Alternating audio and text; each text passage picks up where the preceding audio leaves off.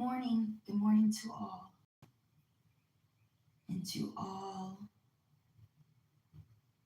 knowledge and wisdom from up above.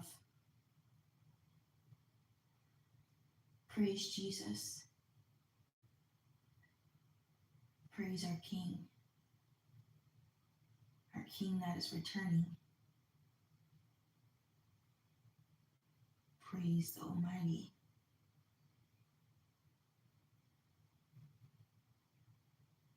We praise them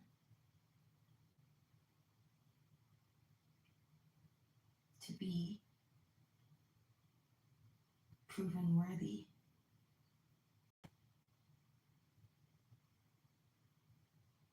Because the time is here. The time is now. So, in this live, I'm going to be discussing fear, my take on it,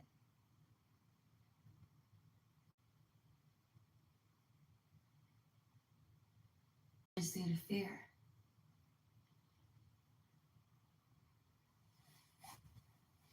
This is an interesting one. I know it will be.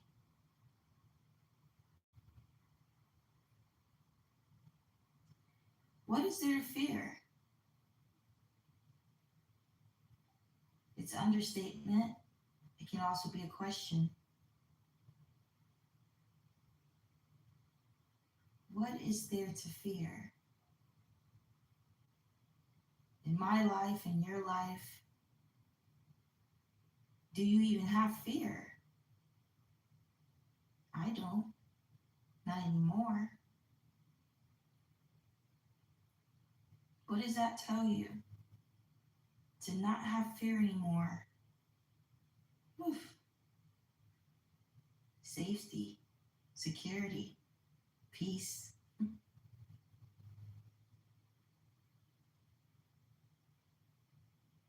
Even still being imperfect, I don't have fear. It allows me to just live without that burden.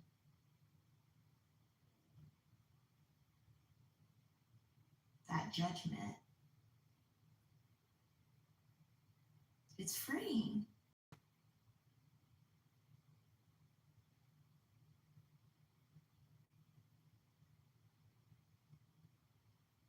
And there are many, many, many, many that are still in bondage, still under that sort of judgment.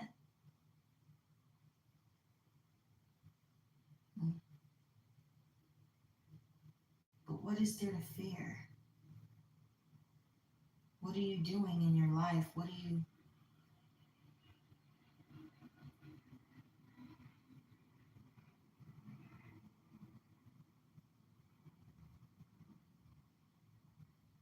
still doing in 2026?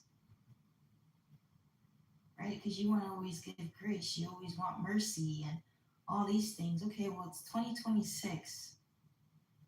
What are you doing? You know, when you have the control and you're making these decisions, what are you deciding?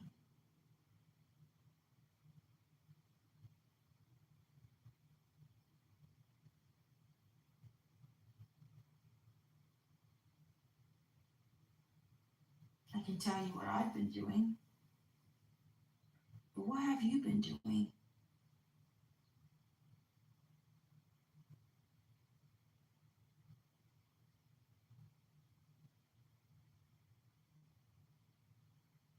Have you been trying to distract yourself?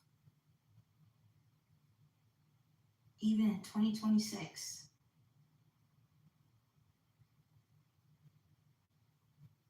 how old are we? Though we may grow, in the flesh, evolve, are we growing in the spirit? Are we growing in who we are?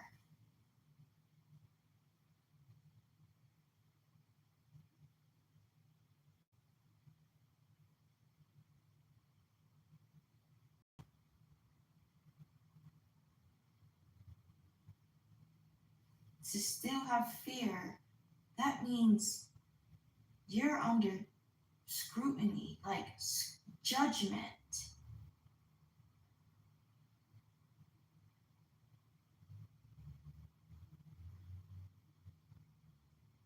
That you want to hope that you're covered and stay prayed up.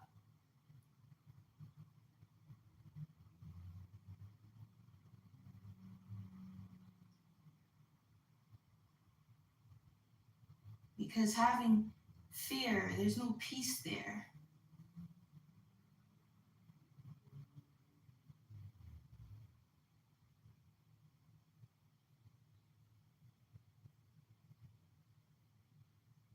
There's no life, there's no freedom.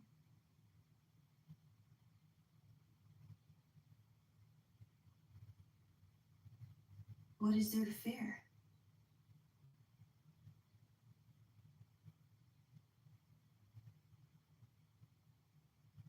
When you hear about people stocking and hoarding food because they're fearful, they might not say it, but their actions show it.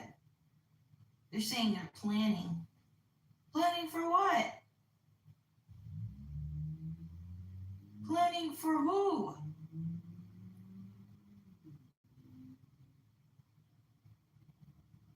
What do you think is going to happen?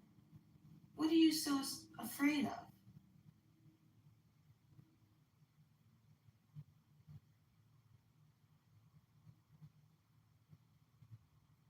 If you put your faith in Jesus Christ, you know that you're covered by his blood. But if you are in fear, then that's different. Maybe there is a reason. There's a reason why you still fear. It's necessary.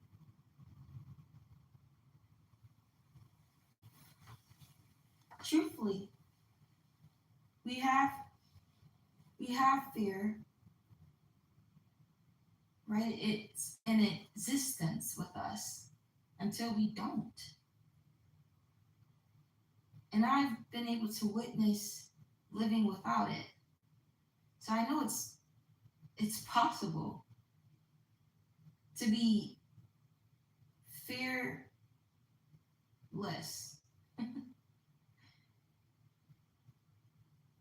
Yes, fearless. Yes, Father. He said, "You are fearless. You are fearless. So you will have no fear no longer." Thank you, Father. Thank you. And the fear I came to the knowing that it was gone was, I believe, 2018, the end of 2018 and in October. And that same year in July, I made a vow. I made a vow to wait for him to, not do the things that I was doing. I was ready. A couple months later, the fear was gone. A couple months later, COVID happened. And which leads us here.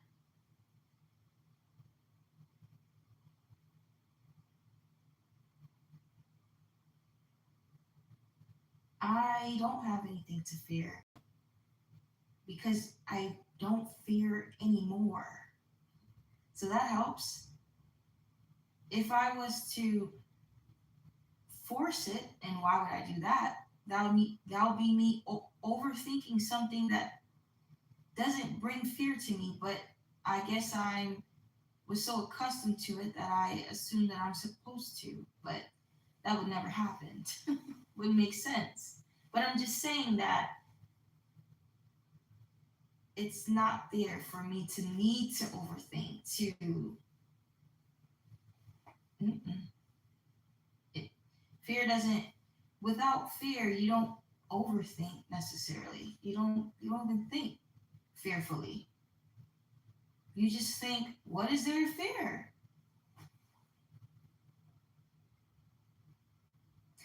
And I can't just talk about fear and how there's nothing to fear when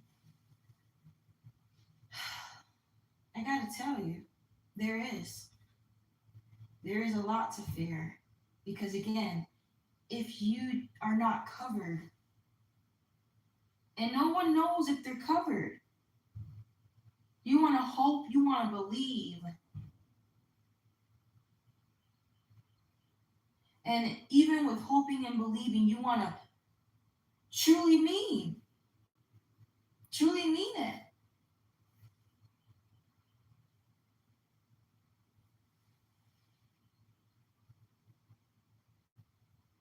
Like truly believe.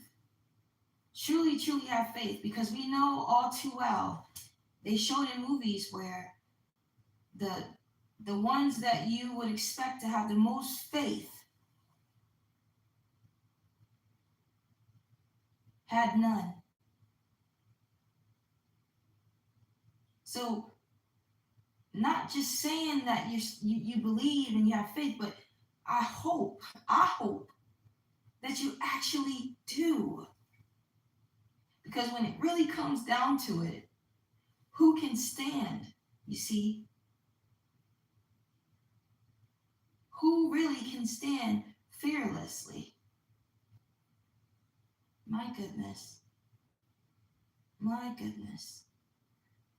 We have not been in school, have we? We have not been shown an inch of this knowledge. We have not been given it because, okay, my phone's charging. Because, my goodness, is this all foreign to you? Not even that it's foreign, but it's just something that you don't get, something that you haven't had, something that you're not used to, something that is foreign. Almost like I become an alien. I'm the alien. I'm. But I say this with knowing that's the truth because the things I speak is not the ways of the world. And you're doing the ways of the world. You're in the world. And they teach their ways in the world. My goodness. Where there is wisdom and knowledge, there is safety. There's a verse that speaks of it. Where there is counsel, there is safety. My goodness. Just like when you feel you're going to church and you feel safe. Nowadays, I don't think you feel the same. Because of all these devastating things happening in those places, right? Because again, time will show you, but time necessarily didn't have to when we could have just knew. What is true safety? Who is truly safe? There is nowhere, no place you can hide, be, no roof, no under, no roof. No. Only the blood of Jesus. Only the blood of the Lamb. Yes, the Bible depicted in Exodus, I believe, they had, if your door was marked,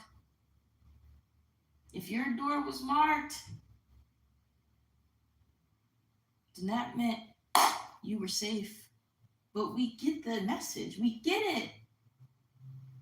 If you are covered, not by man, not by your favorite preacher, bishop, not by listening to your favorite sermons. No. Where would safety come from? Not by you, not by your own hands. It would only came from the covering of Jesus Christ. The covering of the only begotten Son of God.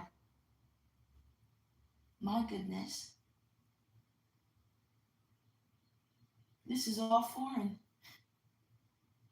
This is all foreign. You've been fed no milk, no meat.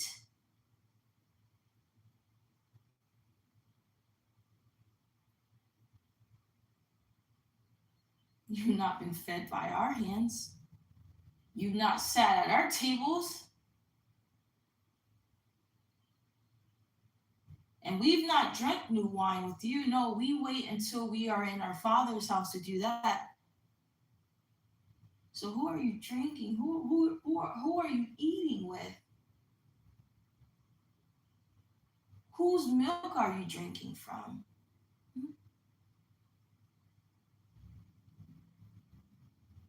Because is it nourishment?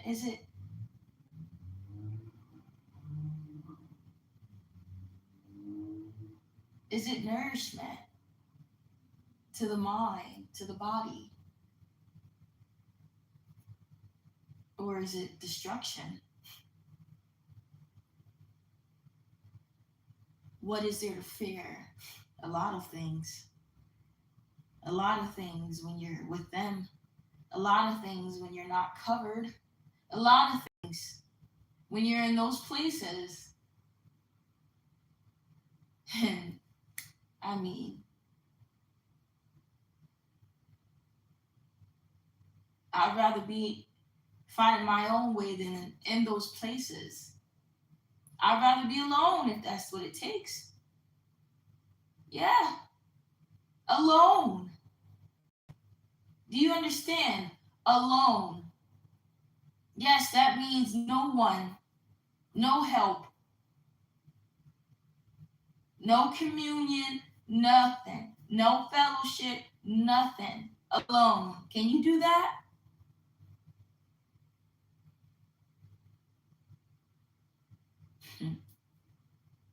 Not even in 2026. I can understand why you still might have things to fear. I mean, my goodness. Look around you. You don't know the place that you're at is holy. You don't know what these people got going on. You don't know their souls, their pure intentions. Instead, you're just so worried about having them lead you for some reason. No one's freaking leading me. You hear me? I'm not allowing it. Call me a rebellious woman. I mean, hey, I've always been this way. I'm not changing. I'm 30.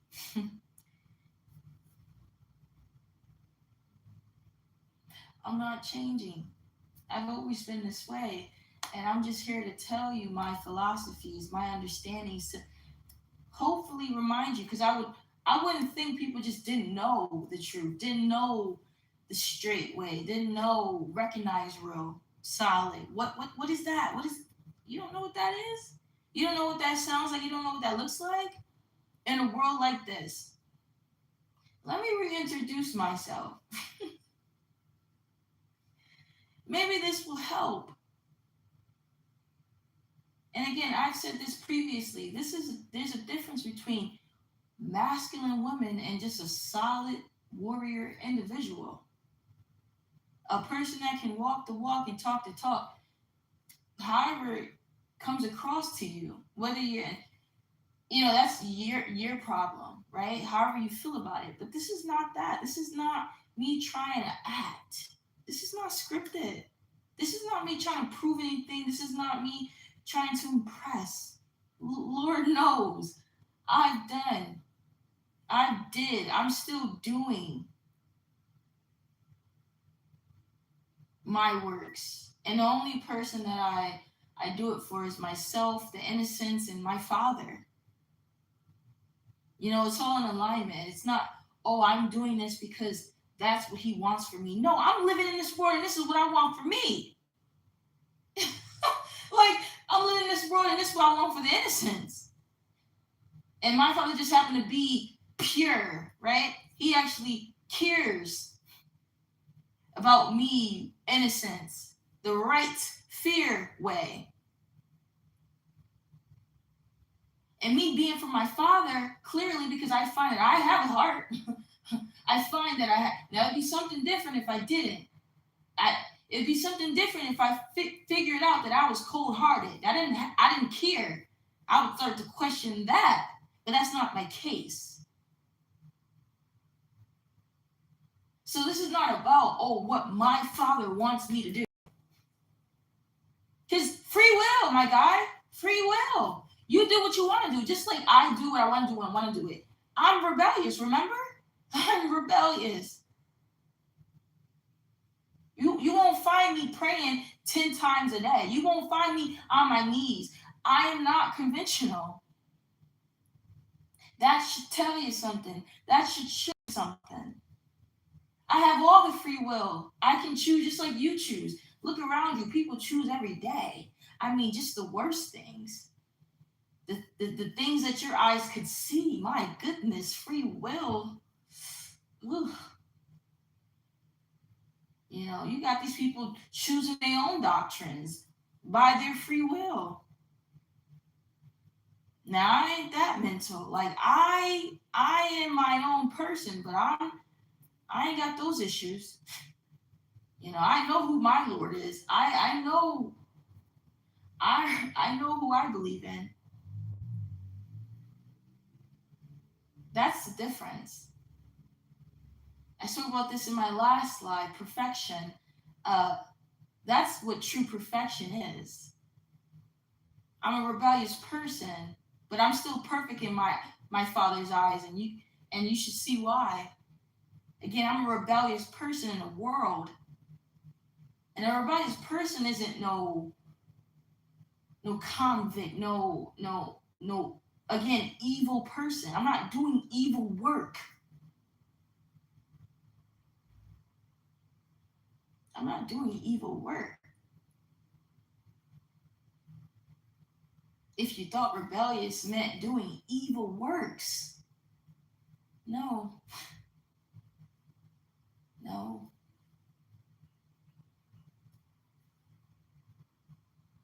It's the sincerity.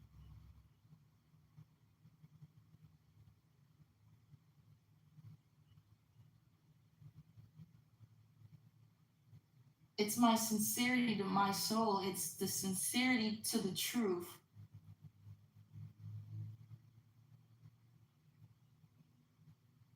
I would never be perfect in this world. They would never view me as it because I always have a problem with it. I always have a problem with something. I just can't get it with it. So if I'm standing up, speaking up, asking questions, that can come off rebellious. But in my Father's eyes, I am perfect. But in the world's eyes, I'm a problem. But in his eyes, I'm exactly who I'm supposed to be. I'm doing exactly what he figured I'd be doing, I'd be saying, I'd be, acting. How I'd be feeling.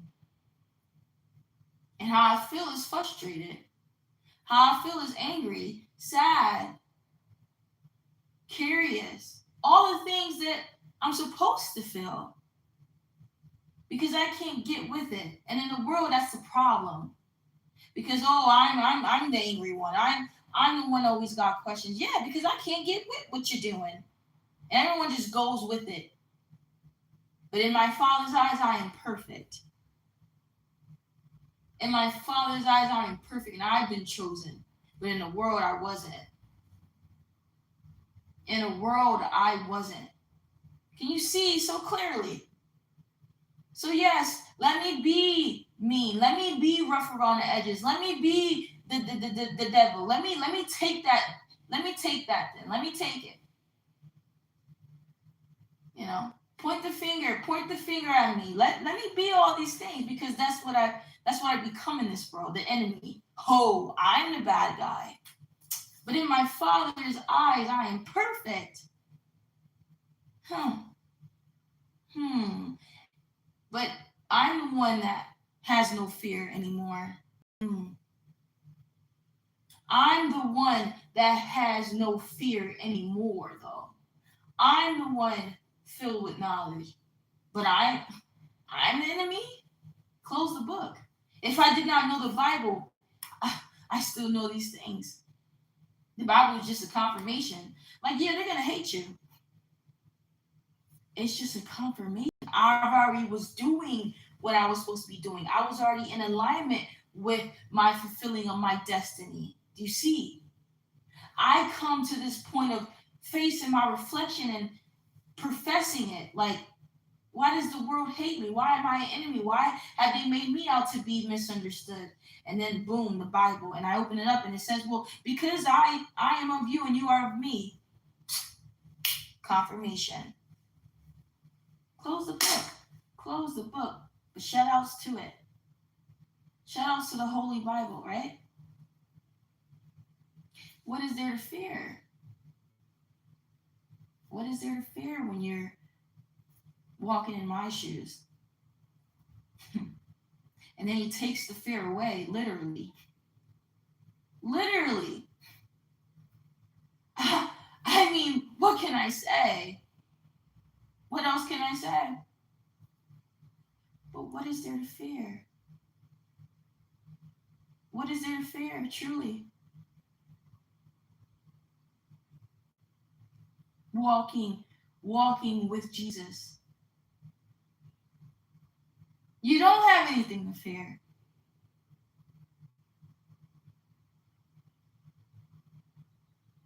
People would have thought, because we're rebellious, we're made out to be the odd one, the evil one, disguised, right? Someone's wearing a disguise, because how are we made out to be? Oh, we're the bad guy. Yeah, someone's wearing a disguise, because we done now taken it, we've taken all of it. So that means if we're taking all this and we're in the dungeons, we're in the leastest places, we're in the darkest crevices, then where is the true evil one then? Where does he lie? Where does he sit? How is he treated? If we're treated like this, close the book. If you are who you say you are, if you are who you've always been, and if you've always been in Jesus, then you know exactly what I'm saying. Because we walk that walk, and now we talk that talk. And now the world receives true counsel. True counsel. They've not known counsel till they've known it. They've not known truth until they've known it, right? You don't know until you know. This is redemption. This is mercy. This is grace. This is safety. Right? Maybe you didn't know no better. Okay, but now you do. Tell your friends to tell your friends. Help somebody. Because now the truth is free. It's free to be. Yes. Now you can dust off your heads, elders. You can dust off your head. New Jerusalem, right? Is no longer desolate. Is no longer muted. There's roars. There's music. There's harmony. There's safety. Mm. Amen. I don't have to be a biblical scholar to know. To know. I live this. And God is in me. I don't need no lecture from anybody. I don't need to go to church. What are you talking about? I mean, that building just titled church. What the freak is church, man?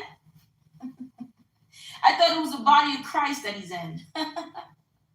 What is church? Hmm? What's a building? It's not a church. The church was a body. The church is a body. Why are you titling these buildings as churches? Using my Father's messages, deceiving people. Now they're flocking to these buildings. Now you're parading yourself as these mascots. You're a mascot, man. Saying you're prophets and prophetesses. Who giving you that? Who appointed you? Yourself? Your own people? What test have you done? Oh, the worldly test. Who said you were worthy? A book test? What'd you do? Rehearse and study the Bible and then took a test? What? That's how you earn these seats? God didn't appoint you. God didn't appoint them. And then, oh, you find out as time tells, these people were scamming you. Oh, how surprising. And I said these people, these individuals, not these appointed priests from God, not these godly men. You see, but here's the plan. They put these people in these seats, made it seem like they were godly to what? Stray you away from God. These people are saying that they are workers of God. And now when you look at these people, because you thought to believe in these same people that sit in these godly, so-called godly seats. And when you find out that these people were wolves in sheep clothing, you look to God and you say, God? This was God. Blasphemy. No, these were these people. How dare you?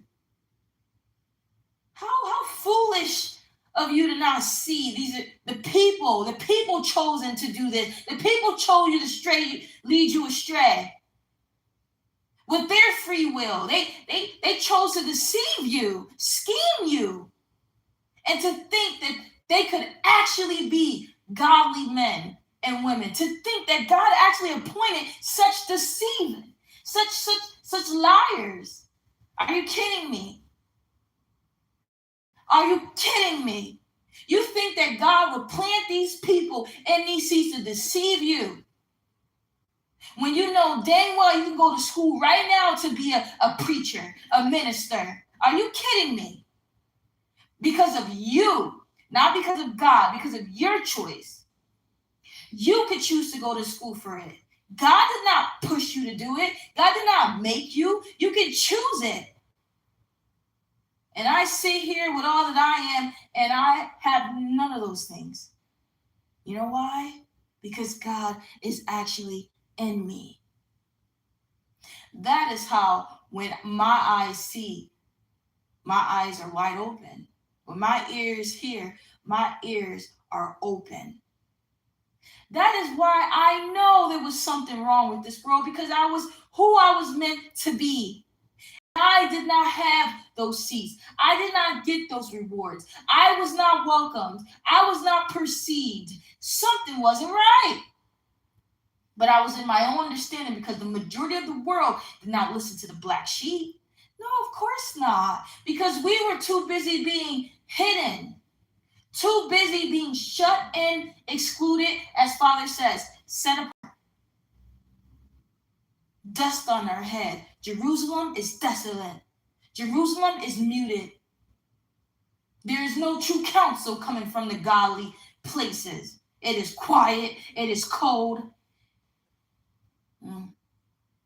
And all you have left is who? You know what I'm about to say. Them to lead you. You had false prophets. You had people playing the role. Because where were we? We were nowhere to be found. So given an opportunity to take stage, to take a stand, and to parade themselves as we. Because it wasn't time for us to rule. No, it was time for us to be prosecuted, suffering, doing the will, passing the cup. Jesus passed the cup to me. Just as he passed the cup to you, and we drink.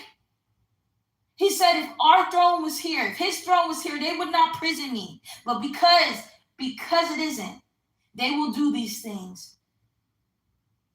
And they will do it to you because you are of me. And the only way you can see the ones that are truly of me is the way you've seen it in that person in your family. And the person that you see in school, walking alone, choosing to. Set apart. We're getting up there. We're getting old enough to have known. Yeah. To reflect. You see, I don't speak to children. I'm no longer a child. I speak to adults. Are we not adulting?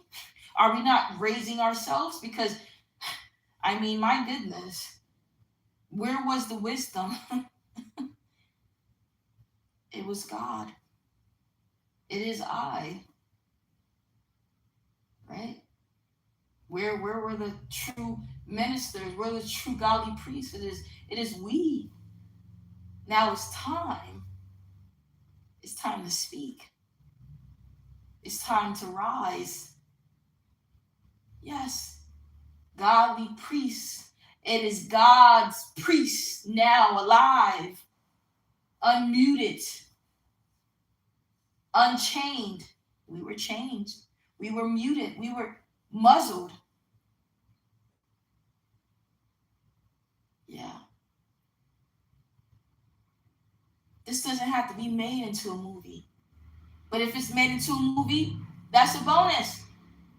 This doesn't have to be made into a story. But if it's made into a story, that's a bonus.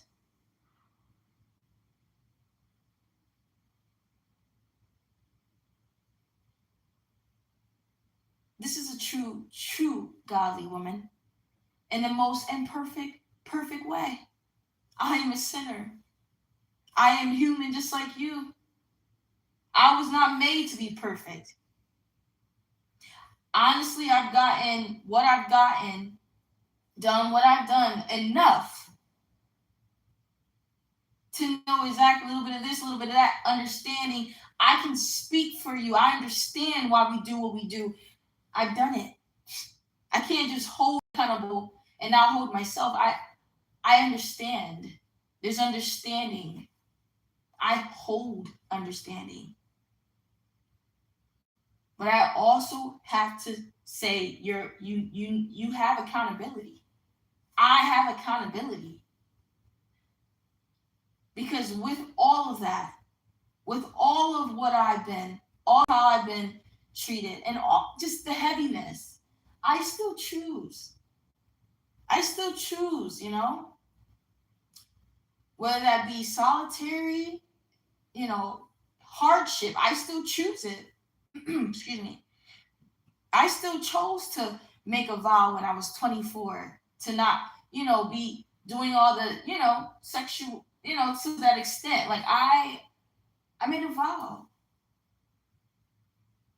And I made a vow because I knew that if I kept continuing on this way of living, it would destroy my soul, probably even my body, right? Because these things are attacking your body.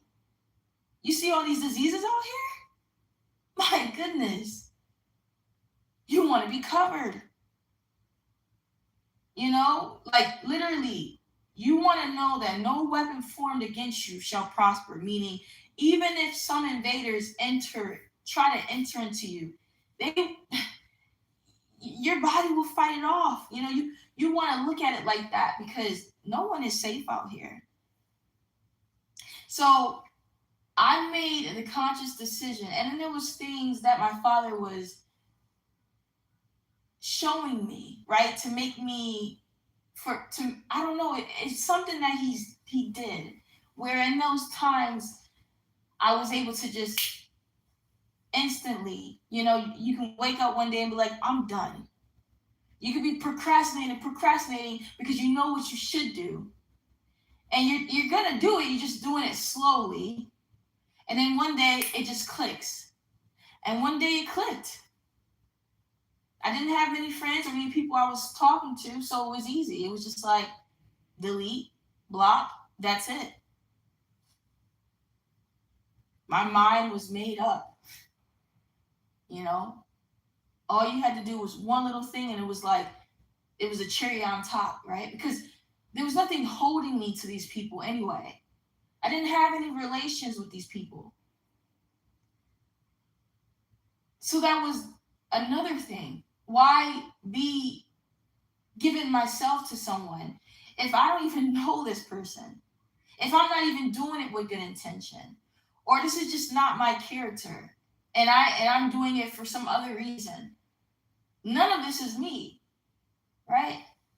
And so it just took me to be like, yeah, I'm not going to continue living this way, because this is not the way. This is not my way. And God helped me with it. And that just happened to be at 24. I'm glad, because it doesn't take you to be. It doesn't. I mean, let's just say you'd hope for it to happen. The younger you are, because it will save you. It'll save you from a lot. I can only imagine if I was still worldly in that way all these years. I've been safe. And you know what it is? Like, no one's worth your time, really. And if they are, then they'll show themselves. But listen, I don't have to be in the world or know a lot of people or be around town in the city to know, like, I ain't missing out on nothing. If anything, the world is missing me. Right? The world is missing people like you. But what you hold, what we can give, they're not ready for. They weren't. I remember having conversations because I was becoming enlightened in myself even more. I like to speak. And I don't care who you are. If you're around me, then you're gonna get to know me. And so that involves speaking.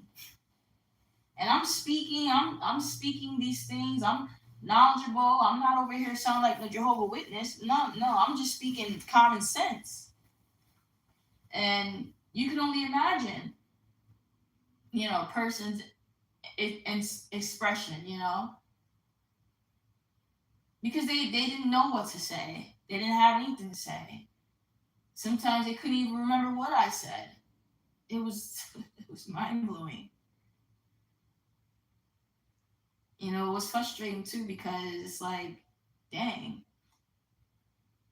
It was frustrating, but it was fine at the end of the day, because I knew that all that I was saying, just like right now, all that I'm saying, regardless if anyone's listening, regardless if anyone can actually hear to hear, see to see it through this, it's in the universe. It's already written. It's being written. This is my book. This God is here with me. Like, I'm working.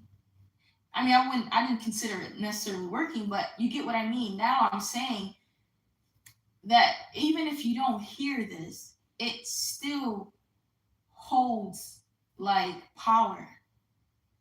It still holds power. It's the same thing as praying. I am praying. Just because I'm not on my knees, I don't have to be on my knees. My goodness. Now, if I choose to be, and actually in the presence of my Father, of course, my spirit knows who He is. So I'll probably won't even have control of my body. But we're not speaking on that. We're just saying to prove my sincerity. To prove my sincerity does not mean I have to bow down. Does not mean I have to wear a face shield. I mean, a veil over my face. Like, unless he tells me to. Like, understand, this is about individuality. As long as you have sincerity, that's what matters.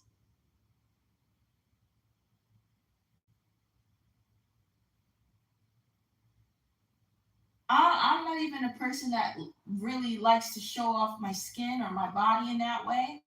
So I'm gonna just come as I am. I'm not. He doesn't have to tell me to dress appropriately.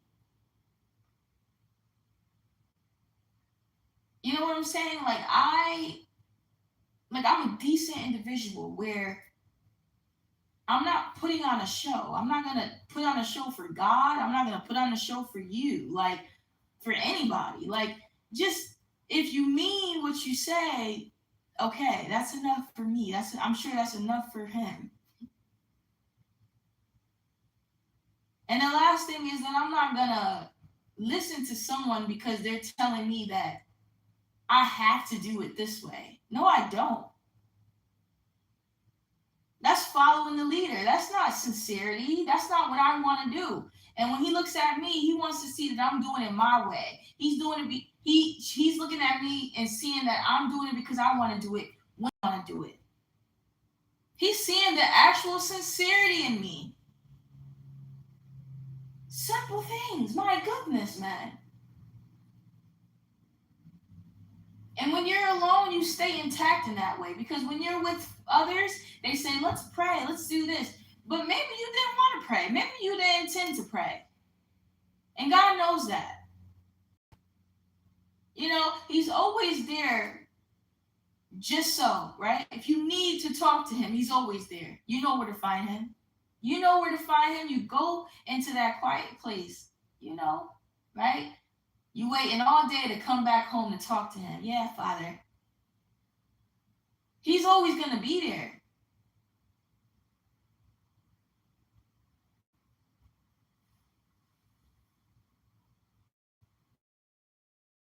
Reality check, I don't necessarily talk to him every day. Now, let's get real.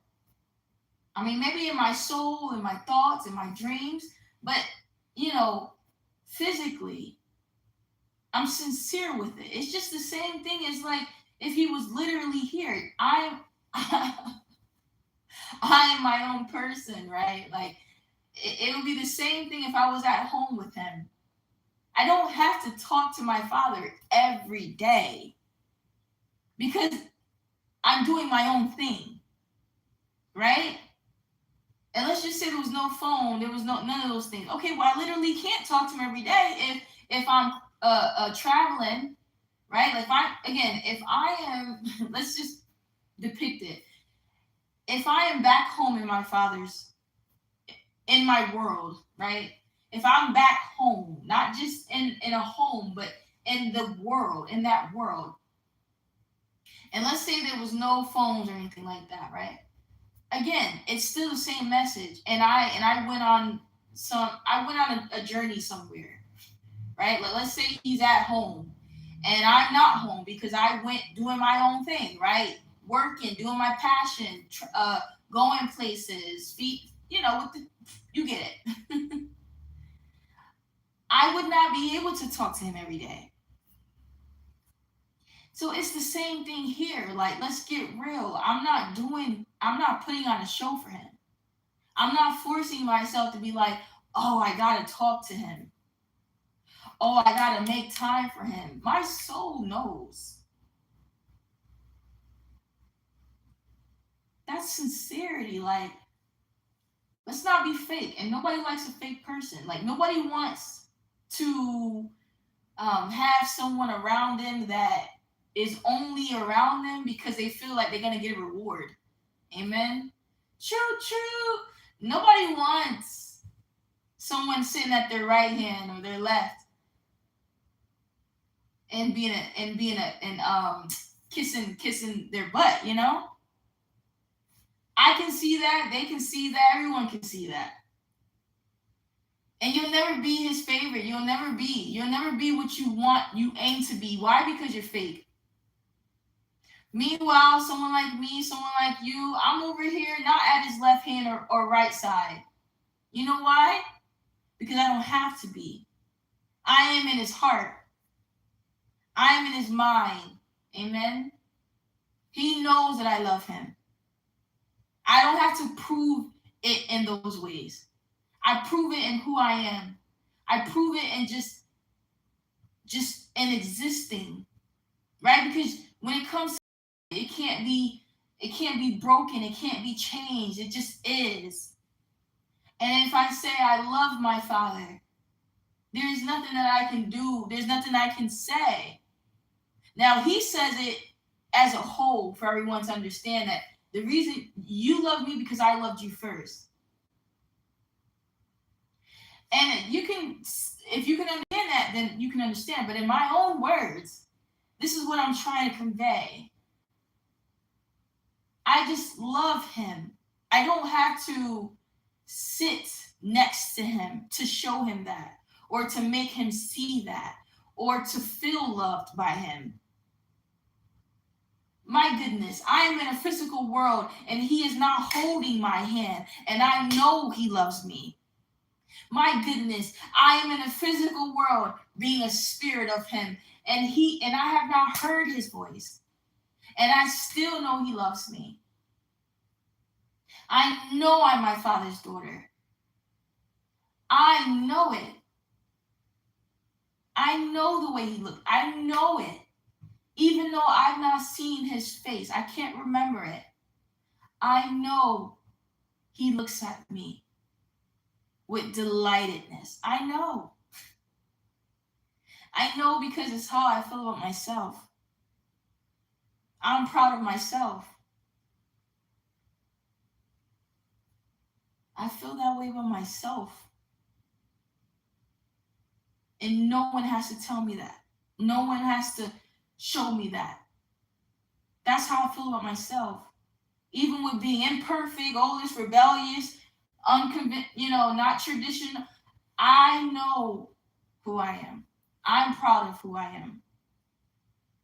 And I'm not just saying it because there's people that say it and it's just like, really? But you see, that's why I have to speak for me, because they mess it up. They mess it up for everybody. Usually when you're proud of you, you're proud of you because you should be proud.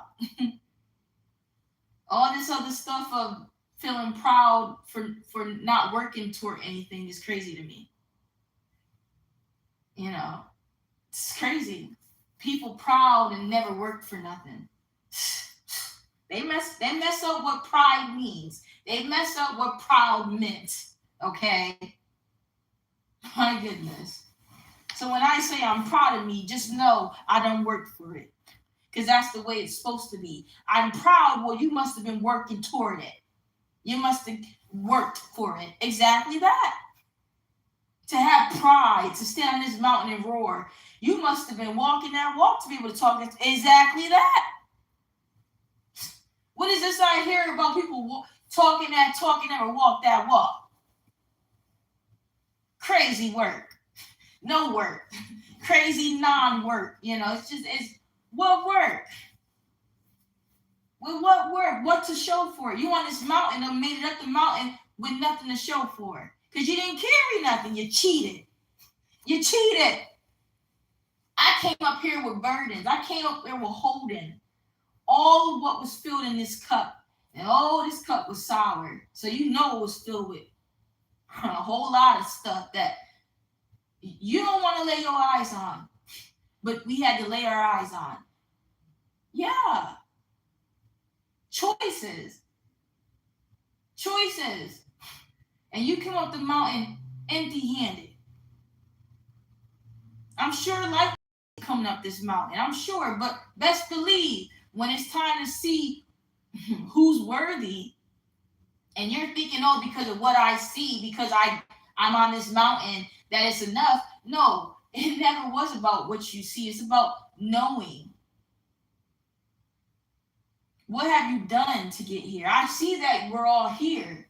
right? I see that we're all in this line. I see that we all at the finish line. But how did we all get here? Because we didn't all get here the same way.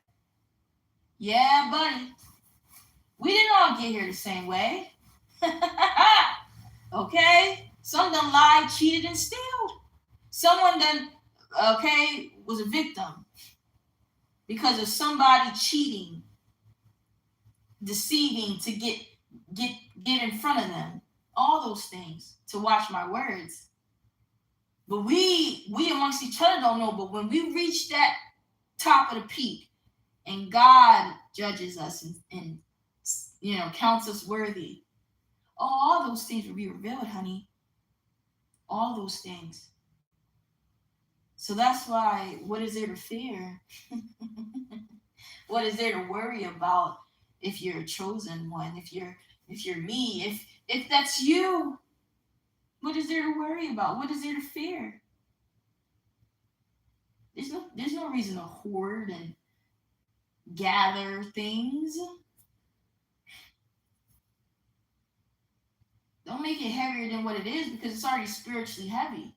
What I look like carrying physical heaviness when already in my soul I carry burdens. I mean, my goodness, man, am I a fool? I mean, the Bible speaks of things like, what's the point of hoarding these things that will tarnish, and moths start eating it. It ain't going on. It ain't going with you. It ain't going where you're going. It's what are you? What is the fear? What is the point? What do you need? You don't need anything.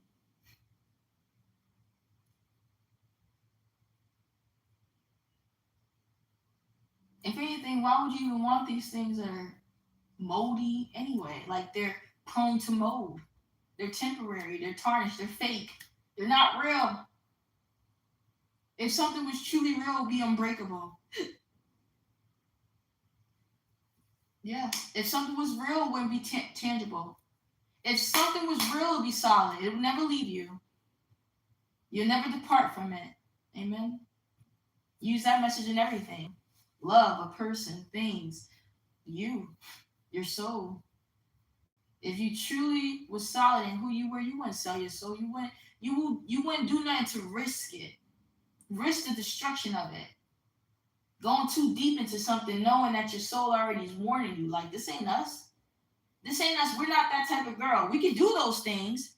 We can act a certain way. We can act haughty, with our neck stretched out, and act like we all that. And He's gonna humble us. There's so many signs to remind us, like, hold on, you shouldn't be acting all prideful. This is not the type of pride we talking about. You shouldn't be prideful on the surface of, how you looking. If you're gonna be prideful and proud, let you don't work for something. Yes, daughter, let you don't work for something. So yes, I can be that type of girl, right? Or we could have been that type of girl once upon a time for a quick second, but hold on, that ain't us though. That ain't us. That ain't me. I can do it, right? I can be a lot of things, but is it who I am? And I'm still gonna wake up knowing, why did I go out with this person? I didn't like them. What am I doing with this person? Am I using them? That's not me. Let's not do that again, right? Let's not do that again. I understand you did it. Let's not do it again. Let's not keep doing this. This is not who we are, right? And we're not going to stay in this place to become it, or to wage against our soul, to wound ourselves. No, I'm not going to stay in it. It's already going to be hurting me. It's hurting myself. It's frustrating me. I'm frustrated. I'm angry. I'm disgusted. Why keep myself in such state? You see? Because for the sacrifice of what? Company, money, what?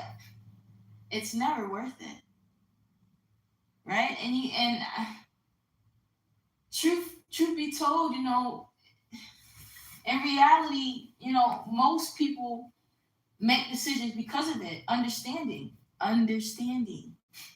Listen, I'm a black young woman in America living alone since 19. I understand, because I understand that I could have turned left. I could have turned right. I could have stayed left. I could have stayed right, right? I could have dipped my toe and been like, oh, yeah, I don't like it. This is not me.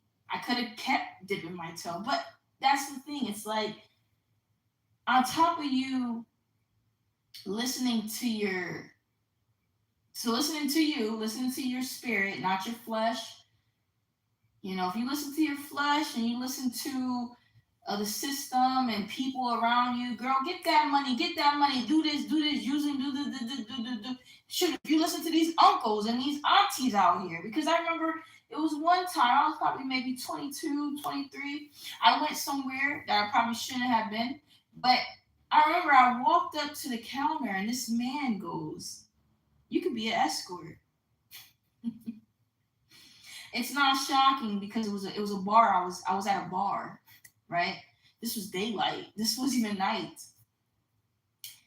and yeah, this was somebody's uncle, probably someone's dad, right? He didn't say hello. He didn't say how you doing. He didn't say, "Wow, you look nice." He said he looked he looked at me and said, "You could be an escort." I didn't feel insulted.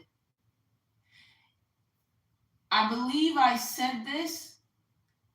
And even if I didn't say it at that time, I remember telling someone about it, and I told them, I said, I again, I probably did say this to him, but if I didn't, I said it in my mind, and that was, "You don't think I know that?" That's exactly what my mind thought or what I said. I don't think I said anything to him. I just kind of, turned and kind of walked away a bit. I didn't feel insulted or anything like that. It was like, I know, you know, I'm sure I know. And that came from, again, being 23, 22, right? Like close to before I even made that, right when I was making that vow, almost, within that year or whatever. It was evident because you don't think I know that? You don't think I know I could, you know, go out there and then I remember actually saying something to someone. I said, and even if I did consider something of that sort, which I wouldn't, um, you think I want to pimp? Like, do you think that I'm gonna need you? I can do this all by myself, So you got all types of people out here, and that's the thing. I'm not outside like that. I wasn't even outside like that then. I that was just what was the thing, right? You're seeing that there's nothing. I mean, there is decent people out there, and there's decent things to do, but you see that, like, this is what most people are into. This is what most people are coming from a place where, I'm trying to be open, a little more open. I'm like trying to meet someone to get to know them, not to date them, just to see who what's going on. And just the little moments that I've encountered, it's just wow. I can only imagine what not just women but men are going through being outside majority of their life, because I spend more time inside. And those were just the few times that I've been out. And I'm like, okay, so this is just a me thing, but regardless, to make many points out of all of this, you know, you you have to listen, It's not all about what's expected, what you need on the surface. It's like, I get it, I understand. Of course, because I'm sure a lot of people are getting the program. I hear a lot of men nowadays saying how, "Oh yeah, I'm gonna have to look out for this woman," or if I'm messing with her, I gotta look out. Well, of course, you should be taking care of who you're with and caring for them, right? But it's the intention, it's the intent and things like that. Like, um, Are you going to be caring for these people because you care for them, not because you just want something out of them? So, listen, and if that's the case, if you just want something out of them, you're not going to find me there. Not at 30. Not at 30. And I was out of the world at 24, 25, 26, 27. So it's like, you ain't going to find me there. Moving forward, if I ever meet people who will be be more intentional, you're either going to want to get to know me or you're not. There's nothing else but that. There's nothing else. You can't get through if you don't want to actually know me, if you don't actually care for me. Like, what? Like, unless you're looking for something, then say that. Right? But all that, to be honest, is exhausting to me. It's really exhausting to even speak these things. It's disgusting. Right? And I was like, oh, I don't want nothing, no parts of this pit. You feel disgusted with just the little things the little times that you did have in the world. It's like, ugh.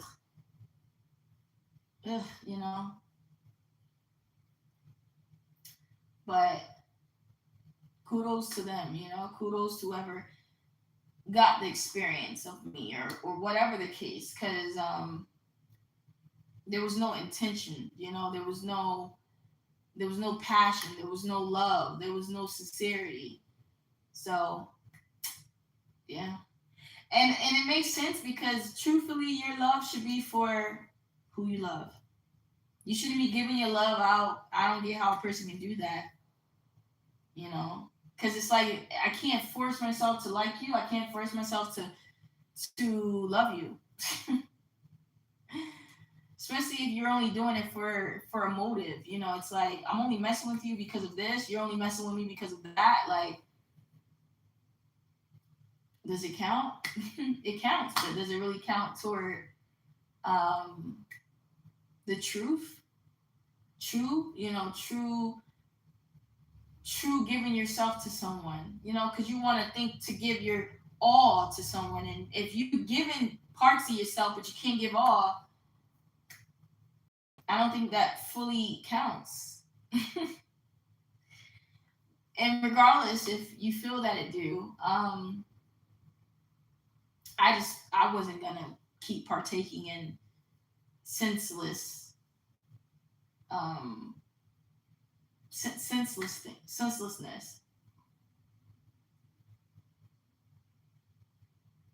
And I just hope and pray for the generations coming up, because it's their time. I'm still in my prime, but it's their prime, meaning like they're becoming their own little adults for the first time, meaning their curiosity is at its peak. They've not experienced this, that, and they're doing it for the first time. There's grace, and you give them that grace. But to be an elder, you have to have wisdom. You have to give them knowledge. You have to be talking to them, especially if the times are getting worse. They're not getting better. Not everyone is spared in life. I was lucky to be spared. Like the little time that I've given myself to the world, I'm still intact. I'm still solid. I'm still healthy. I can still be PRN and not need insurance, and like there's a lot of things, right? But not everybody is spared. It could be your first time, and first time meeting someone, and next day you're gone. Just all types of things. So all you can do is just do what you can do. Do what you know you should do. And then to know that you're a parent is crazy work. When you hear about, because I heard a little bit about how these kids were doing these meetups, whatever you want to call it. And these are kids, these are teenagers, these are not adults. If you're an adult, you can do what you want to do. But it's like, where are things that you shouldn't have to say, like things that are clearly sad. What are you doing? What are you doing as a parent? Like what are you doing when your kid, your child is out here running the streets? Like, what are you doing? I don't know about you, but being raised in the 2000s and the 90s, like, yeah, we got a whooping. Yeah, we got a little spanking, you know. It did us well. We obeyed our elders. We came home when the street lights came on, or when the lights came on. It had to be the street, any lights, right, in your neighborhood. It comes on. When that comes on, you're going home. Unless the community's having a outing, a late night outing, and everyone's outside, and you're outside until they tell you to go inside. What? But also, we were kids, and we know only things. We weren't. I didn't have access to all these things now we have access to. I didn't have no cell phone when I was like a child. I didn't have a tablet. That wasn't even existing.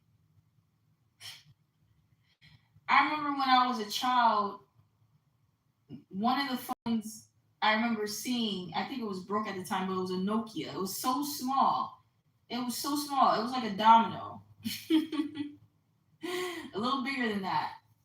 We had toll phones, like we had the outside phones where we checked the coin slot. It was one day I got lucky coming home, walking home from school. And I'm like probably 8, 9. Nope, that I was maybe a little like 7, 8.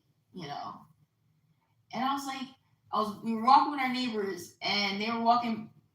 I was walking behind them, so they were in front. And I always checked the slot, and there was so many coins in there. And I was like, "Hey guys, there's coins." And I ended up getting enough, like maybe $5 in coins, but they, of course, they pushed me out the way. But that's what we had. And then we had we had the home phone, we had the wireless, right? You had to put it back on the charger, and then we had the wire phone with the yellow book, or you had your phone book with the numbers in it. So that's that's my foundation. That's what I have to remember, how it used to be, what it felt like, those summer days, those winter days. And then also the seasons were different. Winter back then was winter. You had snow. You had snow before December and after it. I got the I at least I got the best of both worlds before it changed. So it's tough because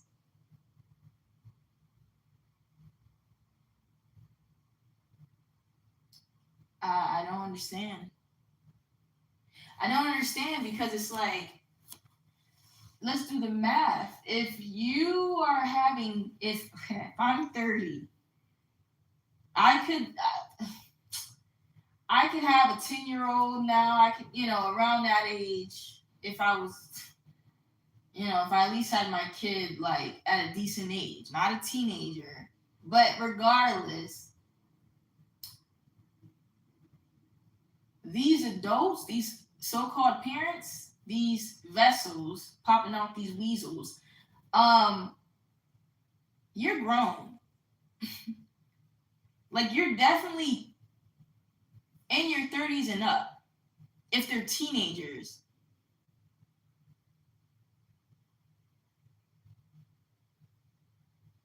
And I know they're teenagers. They can't be no 10 late night outing. Like, you're crazy. Um, so my point is that you're grown. So that means you were raised to know better. Like, you were raised in those generations where your mama, your granny, your papa wasn't playing that. I mean, even if your household wasn't that way, it was just in the spirit, you know. Because I can't tell you how you were raised, but just back in the day, things were different. If you know you weren't raised with certain things, and why do you feel it's okay to just raise your kids without question with the things that are just the first thing on the market? No, like, you got to do your due diligence. You got to do your research. Just like when you get candy from trick or treating, like, they would check the candy.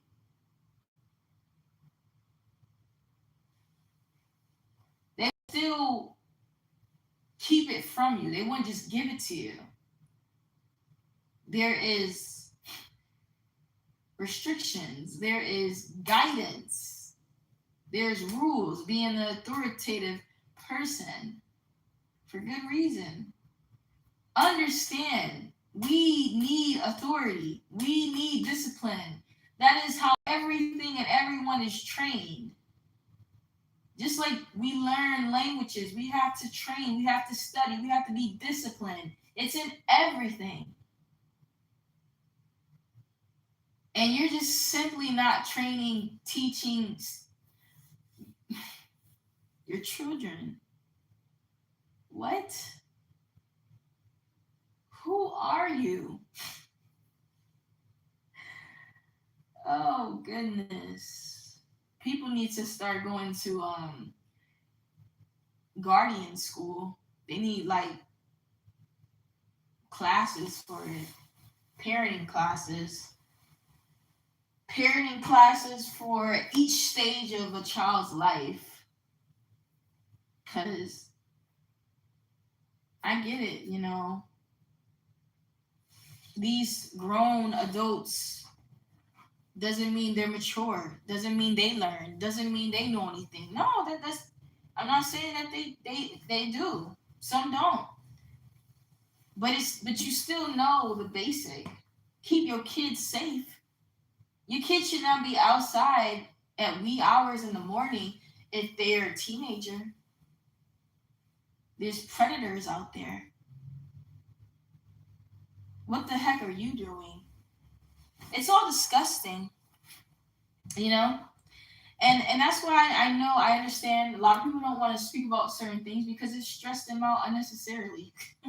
Right? You're being stressed out over someone else's parenting, someone else's kid, someone else's responsibility. And it's like, I get it. I get it. And God will judge them, trust me, accordingly. But most times, it really doesn't matter. You gotta put aside um, all of that and you just have to tell the truth. You have to acknowledge it. Because if no one acknowledges these things and these people just carelessly live their lives, not caring, not putting too much thought into being a parent or whatever the case may be.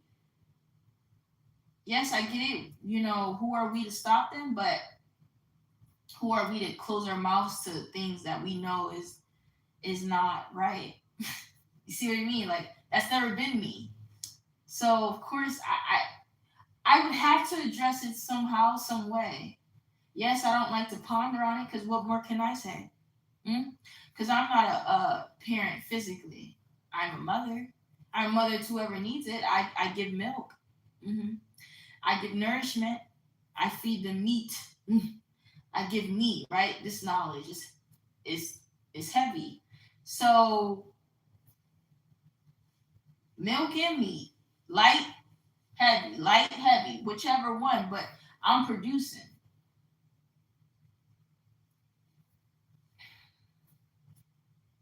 So, yeah. What is there to fear? Yeah, I'm sure if you're a parent living like that, treating your kids like that, and not even in their lives, you do have things to fear. The heck yeah. No one had to tell you that. You're definitely going to be judged and questioned. You had these kids knowingly, and what'd you do to them? Why didn't you take care of them? Are you crazy? Something wrong with you? Poor excuse. There's no excuses for it. But yeah, you know, there's nothing to fear when you're living in truth and you try to aim to stay in it, right? You're not perfect. Hello, we're not perfect, but I mean, my goodness. I spend more days alone. What does that tell you? I choose to as well. I'm choosing not to indulge in certain conversations if they do come across. I'll say okay, but I'm not.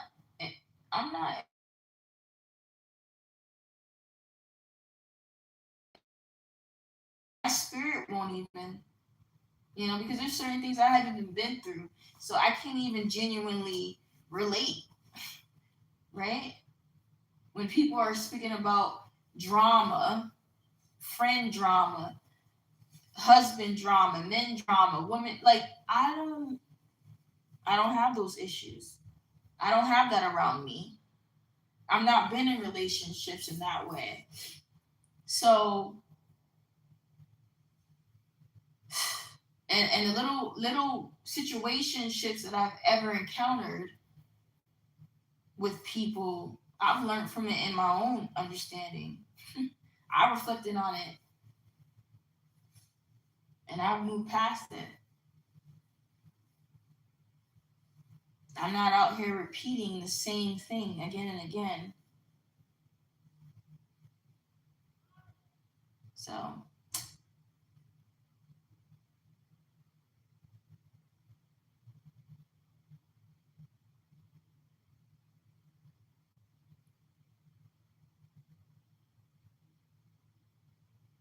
So I said a whole bunch of things, but to get anything from all of that, you want to hope that you don't have fear. You want to hope that you can wake up free from it.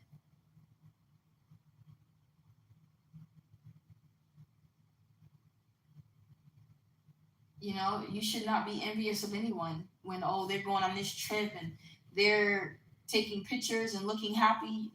I'm not envious of anybody. You know what I mean? Because here's the thing. He's given me things. I become who I become. Even though I don't live those type of lives where I go on this and that, and I'm having these people around me. Who said that made a person happy? you know?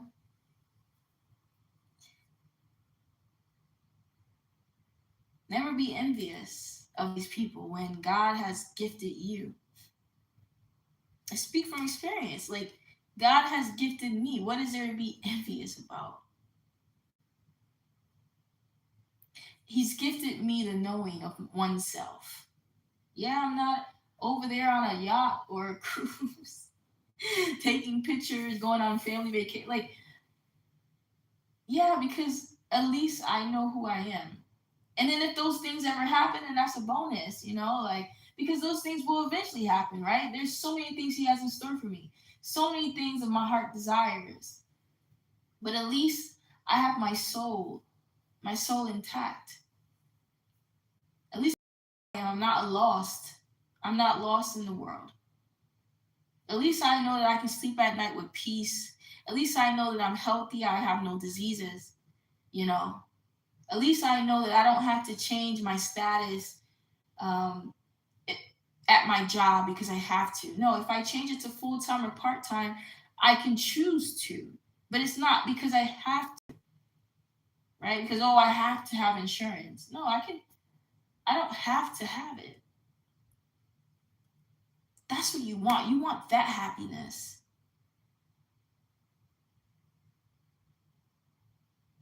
And you want to continue it. Going on yacht. I said, why am I saying yacht? Why am I saying a yacht? Going on a cruise, going anywhere, going to a water park is nice temporarily. But if you're coming back home to your fears, to your fears, to your unfortunate reality, that's deep. You know, you want to get your home life together. You want to get your mind right first. Yeah, I know it takes a while. You know, when no one wants to wait for that. So they'd rather take that cruise first. They rather they rather do those things and then come back and face reality. But hey, I've been fortunate and unfortunate to have to face myself first, get myself ready. Because truthfully, I'm not a person that can hide behind a mask per se. If I'm not right, you're gonna know it. You're gonna feel it. You're gonna see it. I'm gonna show it. You know, I'm not gonna be myself. I'm gonna be shut in myself in my mind. I'm gonna be upset. I'm gonna be frustrated. I'm gonna be mean, probably. Who knows? The beautiful things of emotions. I don't know. But if I'm just not right, if something's not right, and honestly, there's a lot of things that are not right in the world that affects me. And every time that I've been out in the past, it reminds me. Because it always follows me. It always follows me. Whatever I'm carrying, it always follows me. It's like those sayings. I can never truly just be. I can't just live a regular life. I can't just think that I'm happy and pretend because again it's pretending. I know deep down something's missing. I know that I truly don't really I'm fully into this. And I can sacrifice my my soul to just distract myself temporarily and suffer the consequences because the whole time I'm going to be frustrated. I'm going to be wondering why do I feel so frustrated? You know, I remember those days where I was in a car driving. Well, I wasn't driving, I was a passenger, but I remember all of a sudden I would always feel frustrated. I'm like, and I remember speaking out, right? I remember speaking out saying, like, get off me. You know, I was speaking to the spirit.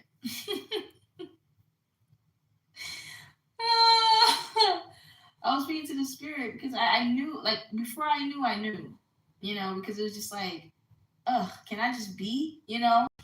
But I knew it was calling me closer to get me by myself because truthfully, like, it was a waste of time, you know, being in the world with who I was in the world with, in a sense. Like, yes, it gave me experience and whatnot, but it wasn't, it wasn't feeding my purpose necessarily, right? It's like going out with someone just for the sake of it, and it's like, baby, you could have stayed home and talked to me. We need to get to work, you know. And truthfully, when I would go out, I would always be like, dang, I could have stayed home for this. You see, I could have stayed home for this. I would have rather stayed home.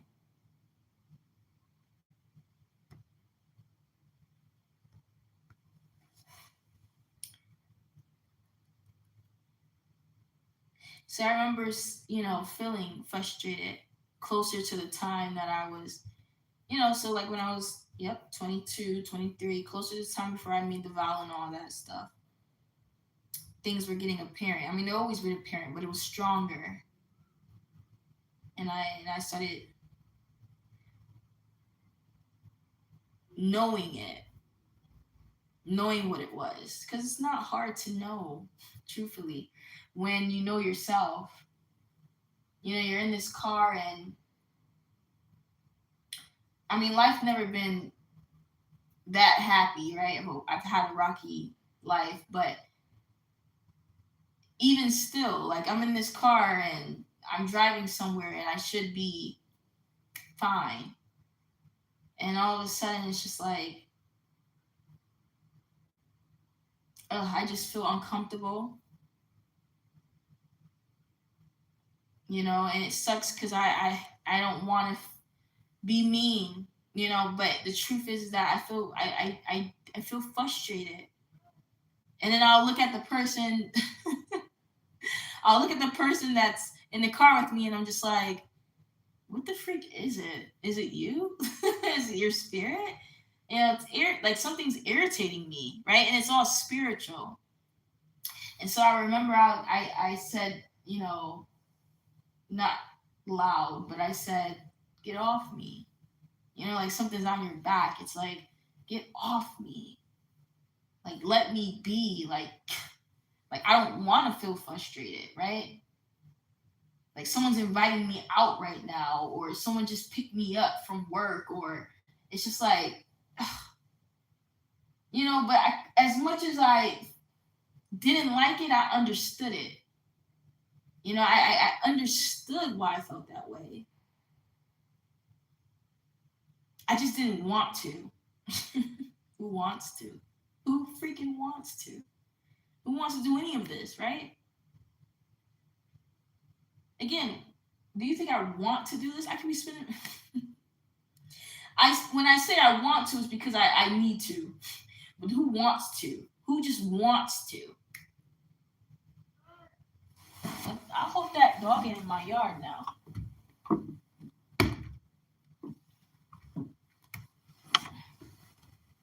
Because he's pooping.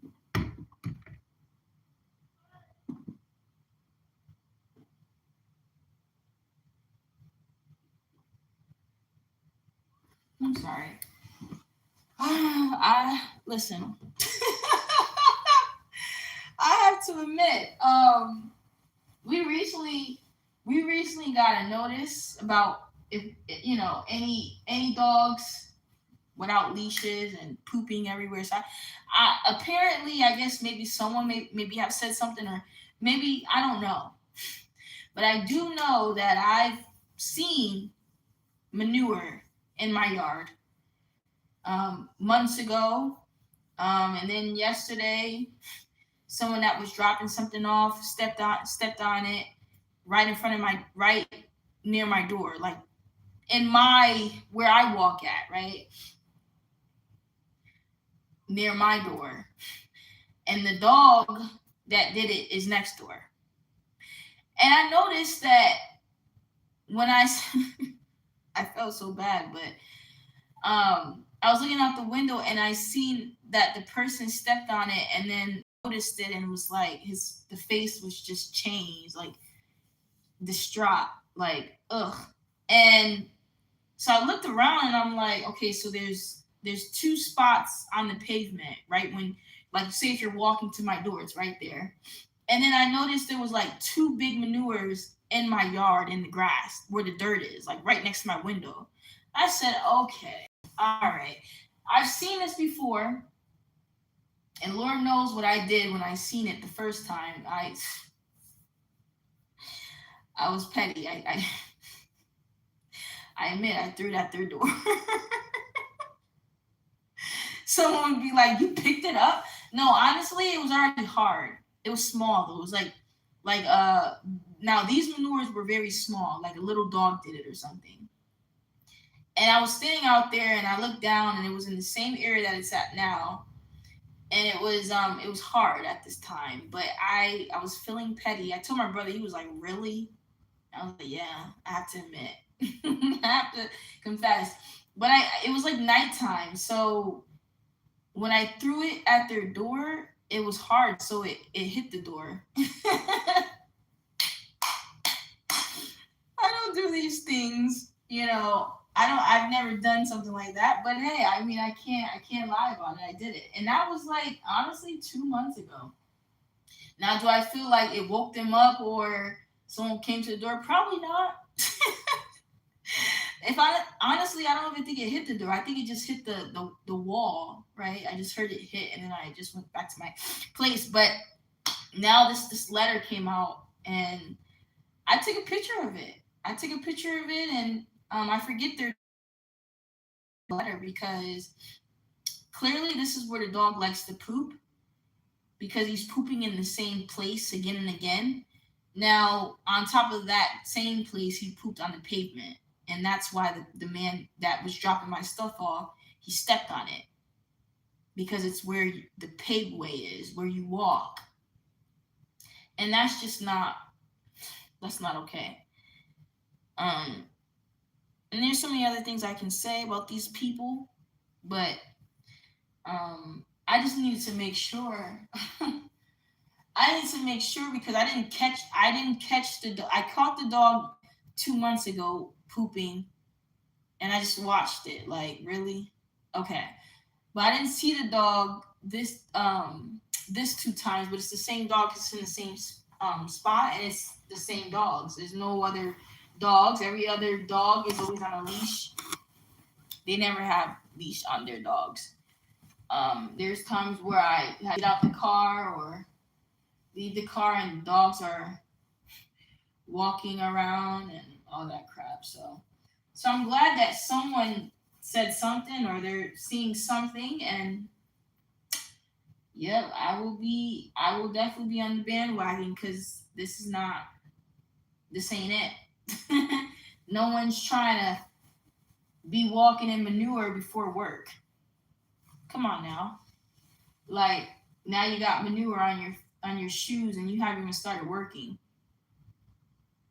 Now you gotta scrub your foot, you gotta soak your shoes when you should be working.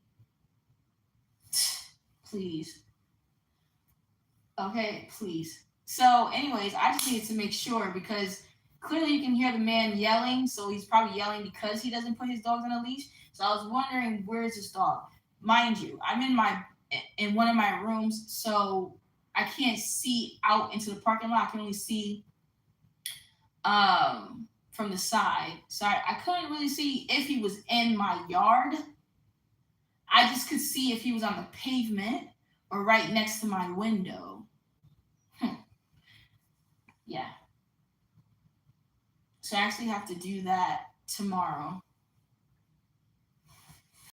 Besides that, I think that's really it. Again, the title was what is excuse me. The title was what is there to fear?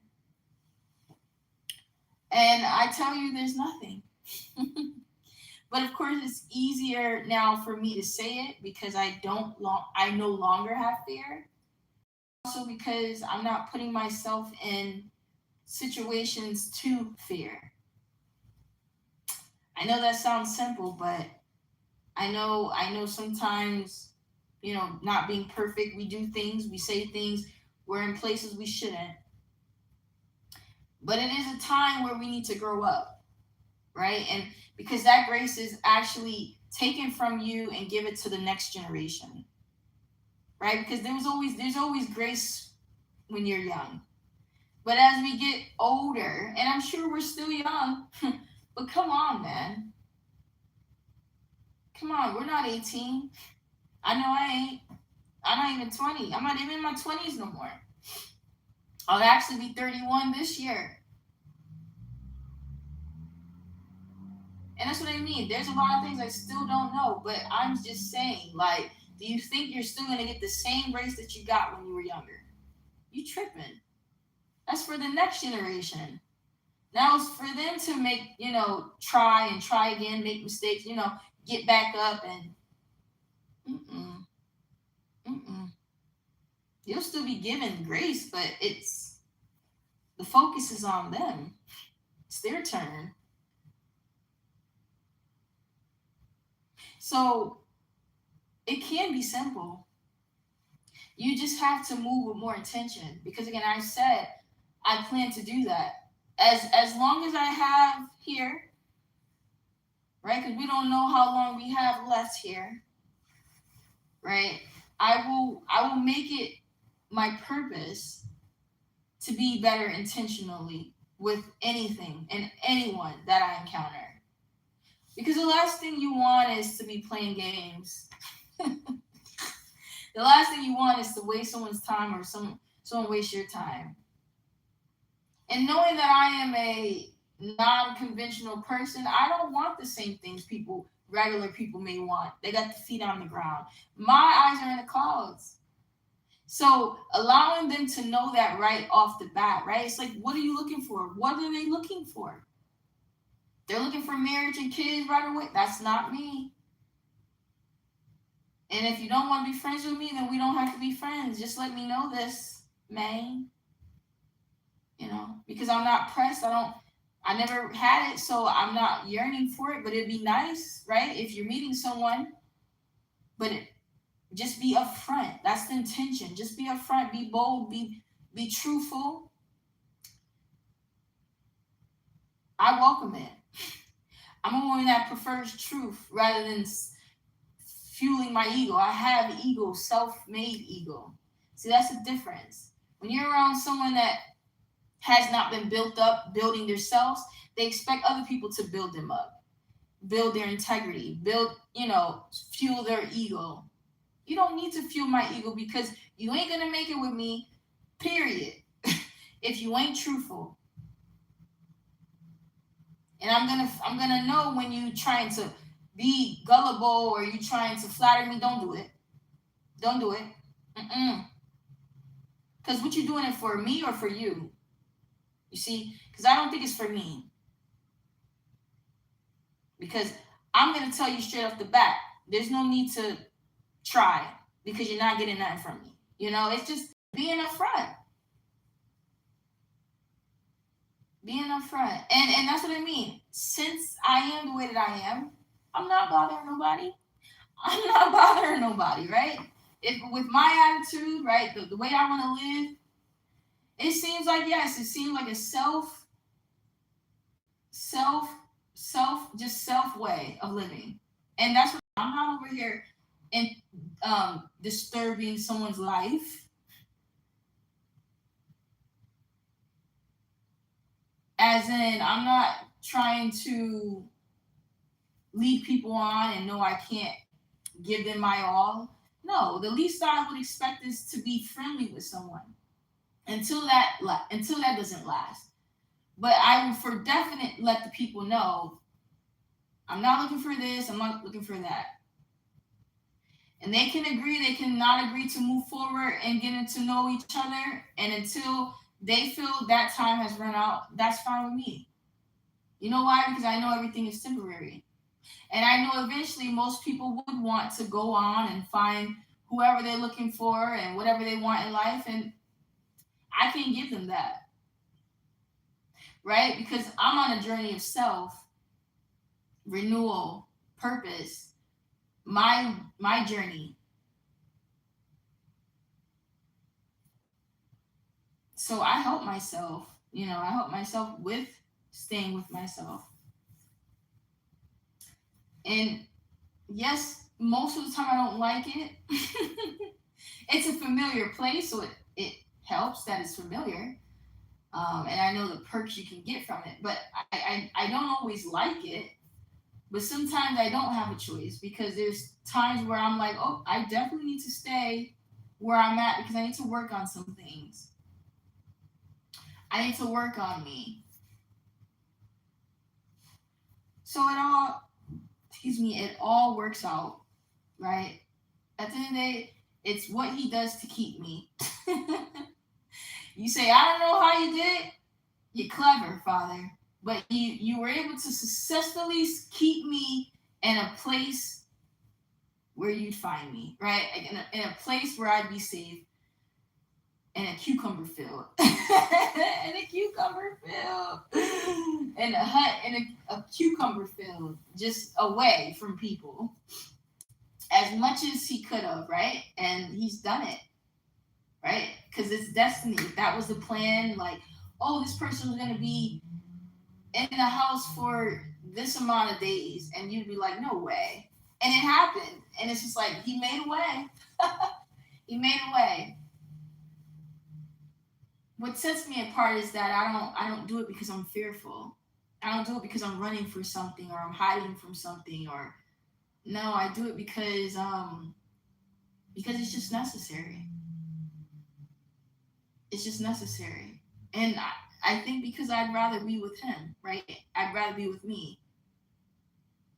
And until I see different, hear different, know different, then it'll change. But if I don't see anything that sparks my interest, or someone that I actually like or want to get to know, or is worth getting to know, because you can have a conversation with someone and know right then and there if you want to even meet up. Because again, it's about being intentional. It's like, yeah, this person may want to go out, take me out, but I already know that I don't like this person and I just met them, right? Or I've seen them around and they're not my person. They're not the type of people I would choose to be around. It's that simple, right? Like I'm not. Unfortunately, I'm not getting my sort of people. And if it was my sort of people, it would be different. It'd be a lot more easier. But if I'm running into people and I don't run into too many, right? You literally have to find me because I'm not out there. But if you're running into me and I have no interest in you, or you have no interest in me, well, there that is. There that is. I spend time with myself. That's just what it is. I spend time with myself, and it can be healthy, it can be unhealthy, right? It's a balance. Regardless, you still have to stay disciplined. It's all those things. And that is a topic of its own, isolation, the lack of just the lack of what do you want to call it? Just the freeness. Like there's pros and cons to it because you got to keep yourself motivated. You got to do it yourself. You got to discipline yourself. No one's going to tell you, oh, you're eating this, you're eating too much, or you're no. Mm-mm. So it all comes down to balance, and I guess I'll leave it there.